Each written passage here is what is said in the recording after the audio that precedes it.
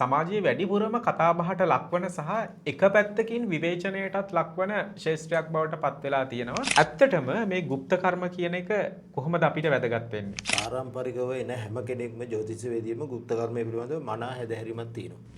ඒ නිසා අපි හිතනවා දැන් গুপ্ত කර්මයේ නැති ජ්‍යොතිෂවේදියක් කොහෙන්ද? අපි කියමුකෝ අපලයක් ගැන කතා කරන්න ගියා කියමු. ඒතර ඒ අපලයට ප්‍රතිකර්මය මොකද්ද? කොහෙන්ද අපි ඒක දෙන්නේ? අපි ඒක දෙන්න ඕනේ গুপ্ত කර්මයෙන්. গুপ্ত කර්මයේ නොදන්න පැත්ත.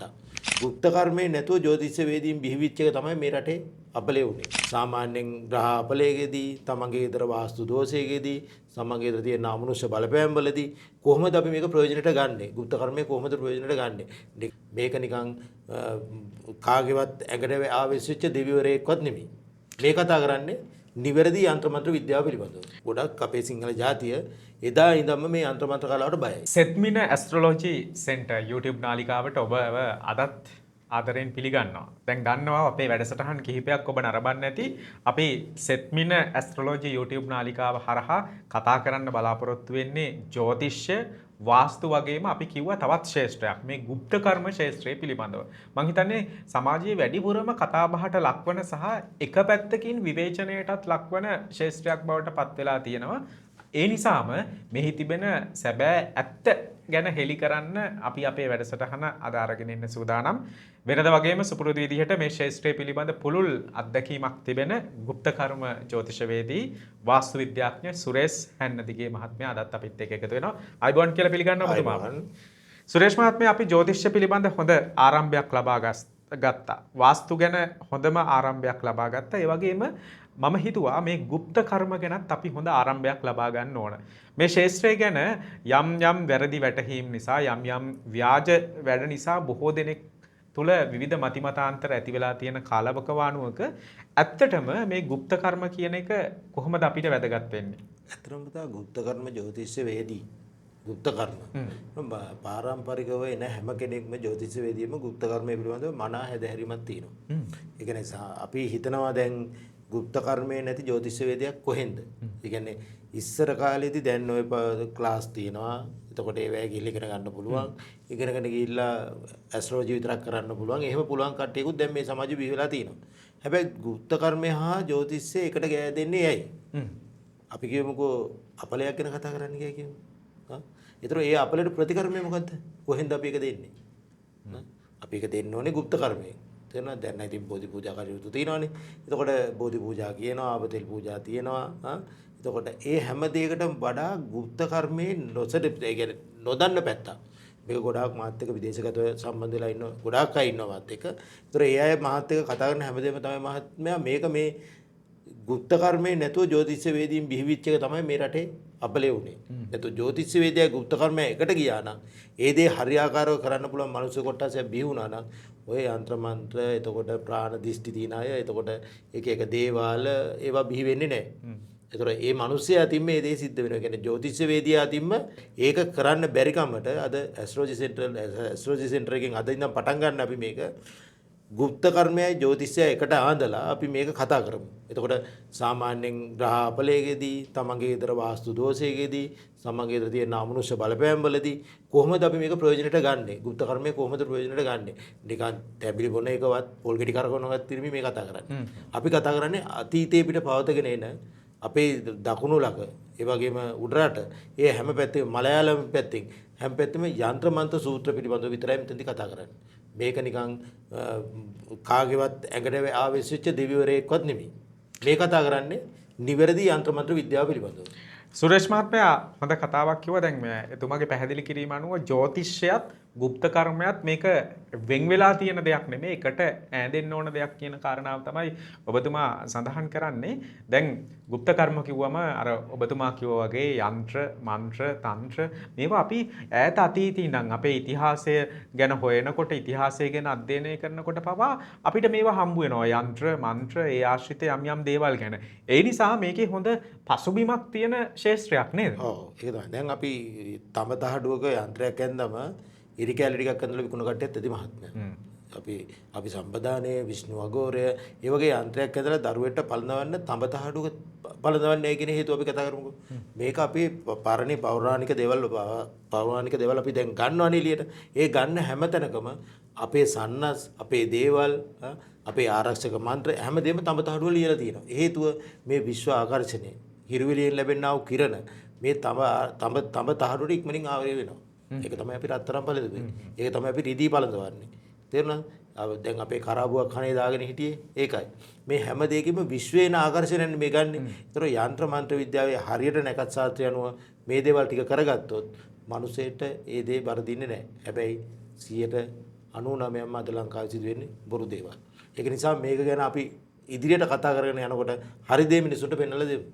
ඇත්තටම 99%ක්ම වෙන්නේ බොරු ව්‍යාජ කිරීම කියන කාරණාව සුරේෂ් මහත්තයා හරි පැහැදිලි. අපි දකිනවා දැන් ඇත්තටම මේ තරම් ටිකක් සංකීර්ණ දෙයක් නැත්නම් අපි හිතමු ඔබතුමා කියපුවා වගේ අර යන්ත්‍රයක් පළඳිනවා කියන එක ඒක ගොඩාක් කාලයක් අරගෙන ශ්‍රමයක් අරගෙන කරන්න ඕන දෙයක් නේ යන්ත්‍රයක් පළඳිනවා කියන එක. හැබැයි අපි දකිනවා මේ ඔන්ලයින් හරහා පවා මේ යන්ත්‍ර ගෙන්න ගන්න පුළුවන් කියන කාරණාව. මේවා සැබෑවටම බොරු නේද? ඒක තමයි. දැන් මම මේ ළඟදී අපේ පාන්දරපැති මහත්මයාගේ ගේකට ගියා. කාටාරවලේ මහත්මයා ඉන්නේ. දරුවා අවුරුදු 16යි. මම මේ පොඩි කතාවක් උදාහරණයක් දෙන්නේ. ඒ දරුවට මුද්දක් පළඳලා පුෂ්පරාග ගාලා මම ගල බැලුවම් බහත් ගලර ප්ලාස්ටික් ගල් කෑල්ල. මුද්ද රිදී ප්ලාස්ටික් ගල් කෑල්ල රුපියල් 2500යි ඔය කොළඹ කඩවල විකුණන්න තියෙනවා. යන්ත්‍රය බැලුවා. අභිසම්පදාන යන්ත්‍රය කියලා. මට මම ඉදිරියේදී පෙන්නන්න මේ යන්ත්‍රයත් මම අතර ගත්තේ දරුවගේ. ඒක නිකන් මේ ඉරි කැලි ටිකක් ගහලා කොඩ් ටික අභිසම්පදාන යන්ත්‍රය කියලා ලියලවත් නැහැ. ඒකේ තියෙන ගාතාවක් දියලා නැහැ. ඉතින් මේ වගේ දේවල් දුන්නම තමයි අපි මේ එතකොට එකකින් අපලත් දුර වෙනවා. අපි සම්බන්ධන යන්ත්‍රය 1008 වාරයක් මතුරලා යන්ත්‍රයේ ලියලා යන්ත්‍රයේ හරියට සිද්ධි කරලා ප්‍රාණපලිප්පු තියන්න ඕනේ. ඒ කිසිම දෙයක් නැහැ. යන්ත්‍රයේ උතලා කරට දාලා රුපියල් 15000ක් ගන්නවා.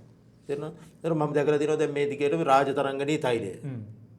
රාජතරංගනී තෛලයක් හදන්න කොච්චර කාලයක් යනවද? රාජතරංගනී තෛලය කියන්නේ මොකද්ද? බෙහෙත් වර්ග 108ක්. ఔෂධ වර්ග 108ක් ගන්න ඕනේ. තෙල් වර්ග 108ක් වෙනම ගන්න ඕනේ. එතකොට අපි පේ වෙන්න ඕනේ මාස 3ක්. එතකොට අපිට ගන්න තියෙන ගොඩාක් දේවල් අරගෙන හදිය යුතුකම. ඒකට හදන්නත් අවුරුදු දෙකමාරක් විතර යනවා. ඒ වුණා රාජධානී ගිතලේ 1950ට කඩේ විකුණන්න තියෙනවා. ඒතකොට අපි ඉතින් මොකද්ද ඊතර මේක තේරෙන්නේ? මේක තනිකරම මිනිසුන් අන්දන්න මිනිසුගේ තියෙන ප්‍රශ්න තමන්ගේ ප්‍රශ්න කරගෙන ඒවා විකුණගෙන ජීවත් වෙන හතර කොටසක් තමයි අපි මේ යන්ත්‍ර මන්ත්‍ර කලාව විනාශ කරන්නේ. අපි ඒක නිවැරදිව කතා කරන්න ඕන. ඕනම කෙනෙක්ට ඇවිල්ලා තර්ක කරන්න පුළුවන්. ඕනම කෙනෙක්ට මම කියනවා කඩවල වල තියෙන රාජතරංගී තෛලයවත් යන්ත්‍රවත් ගන්නට එපා. අරගෙන පස්සේ අපිට දොස් කියන්නට එපා. තේරුණාද? අපේ තියෙන පාරම්පරික යන්ත්‍ර මන්ත්‍ර ශාස්ත්‍රයට ඔයගොල්ලෝ දොස් කියනවා නම් නිවැරදි යන්ත්‍ර මන්ත්‍ර කරුවේ කරා යන්ත්‍රය ඇඳගෙන කරේ පළඳලා බලන්න. ඒක බලන්දලා බලලා කතා කරමු නැතුව අර කඩේ තියෙන දේ අරගෙන යන්ත්‍ර මන්ත්‍ර වලට බොරු කියන්නට එපා.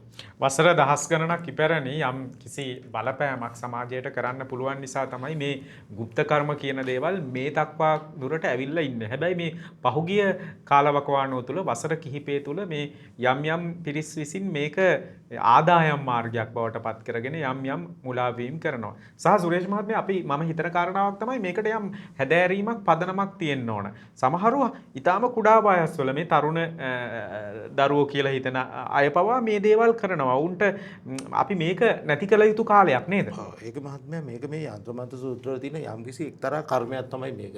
ඒ කියන්නේ මේකේ තියෙන තාන්ත්‍ර කර්මය කියලා. ඒකෙදී සමහර අපි කියමු අඩු තමන්ගේ මනසට නිකන් අනවශ්‍ය දේවල් ඇති කර ගන්නා වූ මිනිස්සු කොට්ටාසයක් අපේ ග්‍රහ බලපෑම් වල තියෙනවානේ. ඒ අය හිතනවා ඒගොල්ලන්ට යම්කිසි දෙයක් ඒකෙල්ල ඇඟ වේවුලන්න ගත්තම හරිද? ඒ මොකක් හරි මල ප්‍රේරිත කාණේකේ ඒගොල්ලෝ හිතනවා මේ මට දෙයක් කරන්න පුළුවන්.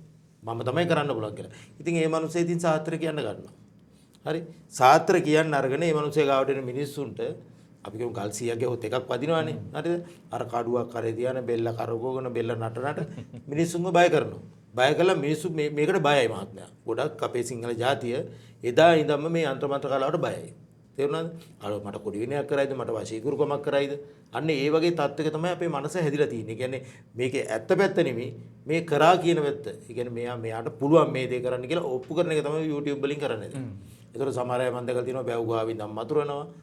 ගල් උඩි දම් මතුරනවා. සමහර අය පුහුල් කපනවා මෙතන තියාගෙන මම දැකලා තියෙනවා. ඉතින් මේ YouTube නාලිකා හරහා කරන මේ දේවල් වලින් සමහරකට පිටර විදේශගතවල ඉන්න අසරණ දරුවෝ මම දන්නවා මැදපෙරදී ඉන්න වශීකරුකම් කරන්න කියලා දරුවෝ දැන් ওই දරුවා එක්ක වෙලා ලස්ස ගණන් තමන්ගේ නැති කරගෙන තියෙනවා. ඇමරිකාවේ එංගලන්තේ වගේ රටවල පවා අද මේ গুপ্ත කර්මයේ හරියාකාරව හොයාගන්න කියලා අපේ කට්ටියට රැවටිලා අද අපිටත් බයිනවා. ඒක නිසා මම හැමදෙස්සෙම කියන්නේ යంత్ర මන්ත්‍ර විද්‍යාව හරියාකාරව දන්න පාරම්පරිකව ඒ පිළිබඳව අධ්‍යයනයක් කරපු කට්ටිය එක්ක ගිහිල්ලා තමන්ගේ ගුරුකම හෝ තමන්ගේ යంత్ర මන්ත්‍ර ගුරුකම කරගන්නේ නැතුව ওই YouTube නාලිකා හරහා එන කට්ටිය. දැන් මමත් YouTube නාලිකාවෙන් තමයි එන්නේ. මම කියන්නේ මංගාවට එන්නේ කියලා ඔයාලට. මම මංගාවට එලා යంత్ర මන්ත්‍ර ගුරුකම් කරන්න කියලා කියන්නේ නැහැ. හැබැයි තමන්ගේ කේන්දරයේ තියෙන අපලෝපද්‍රව දුරු කරගන්න ඕ යంత్ర මන්ත්‍ර ගුරුකමක් කරනවා නම් ඒ පිළිබඳව දැනුවත් කෙරෙන්න.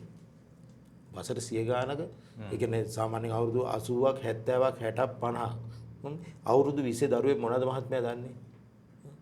මට වරමක් තියෙනවා කිව්වට පස්සේ ඒ වරමෙන් මොනවද ඒ දරුවට කරන්න පුළුවන්? පන්සිල් පද පහවත් බෑ මහත්මයා. සමහර දරුවන්ට පන්සිල් පදවත් පහව බෑ. යంత్ర මන්ත්‍රයක පොඩි කටපාඩමක්වත් නැහැ. තේරුණාද? විෂ්ණු අගෝරේ මොකද්ද කියලා හොත් දන්නේ නැහැ. ඒතකොට මේ කිසිම දෙයක් නොදැන කට්ටිය මේ යంత్ర මන්ත්‍ර කලාවට බැහැවිලා අද මේක විනාශයට ලක් කරගෙන යනවා. අපි මේක තමයි වළක්වන්න ඕනේ. තවදුරටත් මේ අනාදිමත් කාලයක ඉඳලා එන මේ ශේෂ්ඨ වියකිලා යන්න වෙනසිලා යන්න දෙන්නේ නැතුව අපිට අවශ්‍ය වෙන්නේ මේක නැවත නගා සිටුවන්න. ඒ නිසාම තමයි අපි මේ වැඩසටහන් ඉදිරියට අරගෙන එන්නේ.